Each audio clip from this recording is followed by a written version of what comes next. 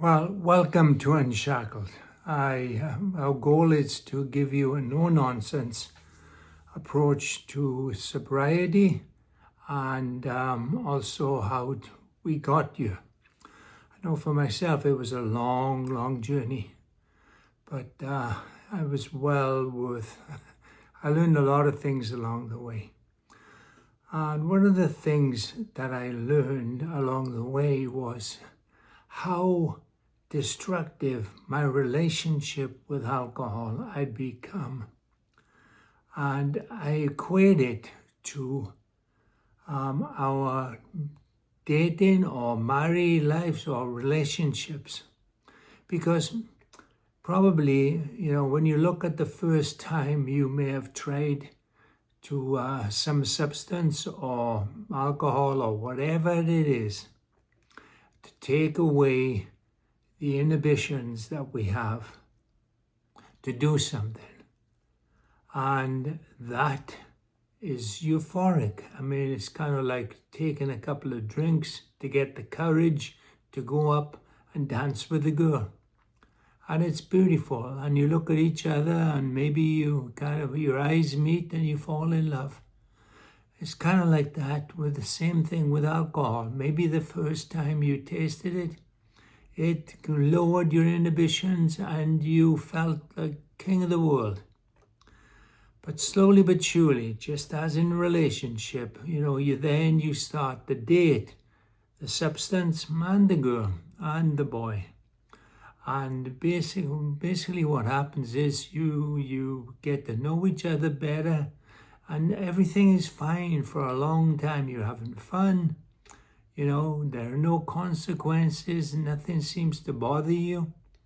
And it's great. And then, just like with alcohol or the substance, things start to happen maybe. There are consequences. Just like in a relationship. Maybe, you've been in a relationship for a year or two and you feel like doing something else, going out and doing something. Not that it's that destructive, but the point is that, it's no longer the pink cloud period. And it just kind of goes along and along and along. And nothing much happens. And then like I said, there are consequences. Maybe you crash the car. Maybe you get, unfortunately, you get a DWI or a DUI, whatever state you're in. And, you brush it off as being unlucky. And maybe you start getting into arguments with, when you're in a physical relationship with a significant other, be it a boy or a girl. There are consequences there too, because, little arguments start. And then before long, you are suffering more and more from the consequences of your substance abuse. And maybe you're in total denial. But maybe you're in denial in your physical relationships as well. And then all of a sudden you decide to move in together. Now, it's kind of like that with alcohol too. Alcohol becomes the primary purpose in your life. It's like you'll do anything to get it. You'll lie, cheat, steal maybe to get it. I know for a fact that I was always volunteering to go out and get takeaway or some food to eat. Well, I would stop at the liquor store, get a couple of quick beers as I was on my way. And I didn't think anything of it. I just thought that it was normal behavior. Slowly but surely, the decline starts, and you decide, maybe you've moved in together, just as alcohol has moved in permanently into your life. And now the arguments start, well, you didn't put the dishes away, you didn't do this, you leave your socks out, you do this, you do that. The same thing is with alcohol, right? As I just explained, you make up excuses for things, to do things, because alcohol has become so important in your life. And then all of a sudden, it's nothing but arguments. I once heard a great analogy about addiction, and it's like, when you first get a gun and you play Russian roulette and you put a bullet in the chamber and you put the gun up to your head and you click and nothing happens. There are no consequences whatsoever.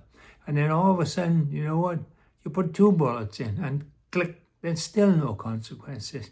And you work your way up till you got 6 bullets in the chamber, and then it's bang, bang, bang, bang. It's nothing but consequences.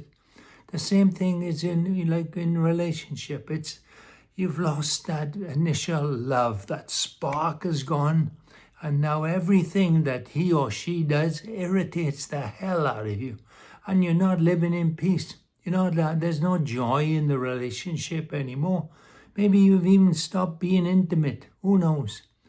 But there are things that are going to be that are in the relationship with you and with the substance abuse.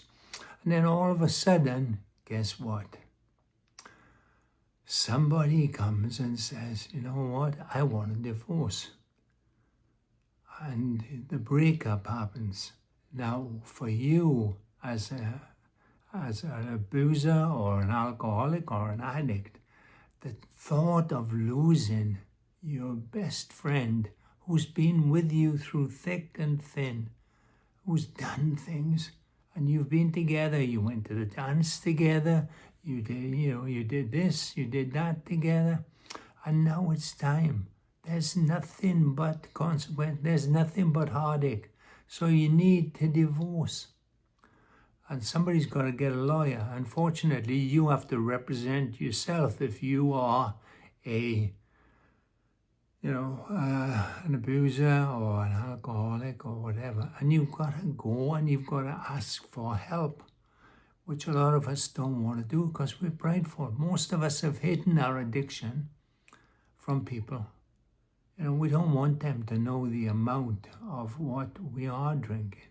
And we don't want people to know about our relationship at home, how we are, because when we go out, we look like a really nice couple.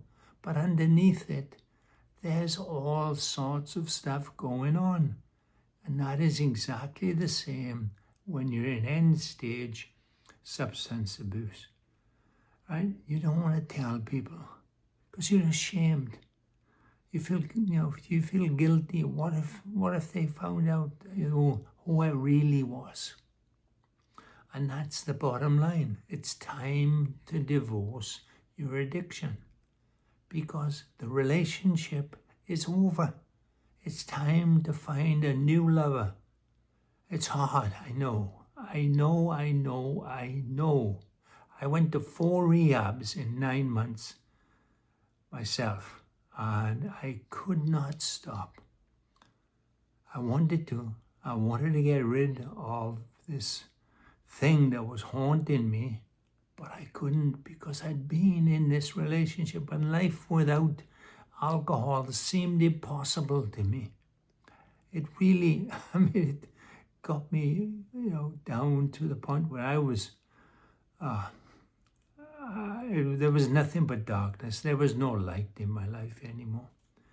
And my hope for you is as we go through, and I'll be sharing and putting more videos up, that hopefully, I can bring you or give you tips and things that I did and learn from my experience, because I was told one time that learning from your mistakes is intelligence. Learning from somebody else's is genius. So if I can help anybody in any way out there in YouTube land or the world, I am more than happy to do it. I'll give you my whole story honestly, and hopefully it'll be some of you will be able to relate and maybe make the change. Anyway, that's for another day. I'll be posting more videos, of course, and till we meet again, have a good day. God bless. Bye.